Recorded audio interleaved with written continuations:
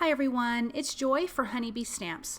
Today I'm going to share with you how I put together two quick and simple cards using patterned paper and sentiment stamps. Now the patterned paper that I'm using is actually some alcohol inked backgrounds that I have made previously, and I just had them in my stash and I'm going to use those. You also can use just regular patterned paper or make your own patterned paper, but if you already have something made or a patterned paper from a paper pad, something like that, this makes it super quick. I'm also using the He Is Risen and Hoppy Easter sentiment stamp sets to go along with this. I'm starting by die cutting out the largest of the scalloped A2 card frames, and then I'm also going to die cut the double stitched circles. I'm going to line that up on that die cut that we just cut, that scalloped frame that we just die cut. I'm going to use my little jewelry snips to cut out the size that I need. I'm going to center that at the top of that and tape that down and run that through my die cut machine. This is going to be a little hole that we're going to see that patterned paper from behind. Now I'm going to come in and trim this down. I don't need this whole piece, and I will be honest, it was a little hard to cut this beautiful alcohol inked background. It just made my heart hurt, but the card turned out beautiful. Now I'm going to come in with the cloud borders, and I'm just going to line those up. That center piece right there is where I'm going to have the sentiment. So that's why I'm holding my sentiment there to make sure I have enough room. I'm going to run that through my die cut machine. When that comes out, I'm actually going to take the center piece that's not usable, if you want to say, and I'm going to die cut that out again, two pieces out of that again, because I want to double up this frame is going to be on the top and the bottom of this white card panel, if that makes sense. I'll show you in just a second, but that's how that's going to look. So here's that centerpiece. I'm lining up the dies one more time to get as much as I can from this. Tape it down. I'm just using some low tack tape. This is Scotch removable tape.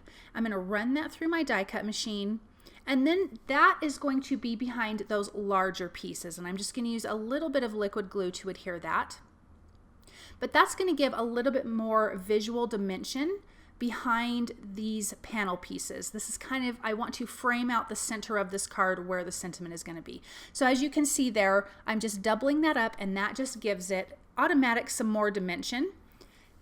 And I'm alternating the two different dies so it's not the same edge piece together, which also means the colors are going to be separate, which I like. So you're going to have a mix of all the alcohol ink colors together. Now I have that white card base in my MISTI, and I just placed those little alcohol inked frame pieces there just so I know where to stick my sentiment on the inside. I'm going to remove those before I do some heat embossing. I'm going to prep this card panel with an anti-static powder tool because I'm going to be doing some gold heat embossing. I'm stamping that up with some clear embossing ink. I'm using VersaMark here.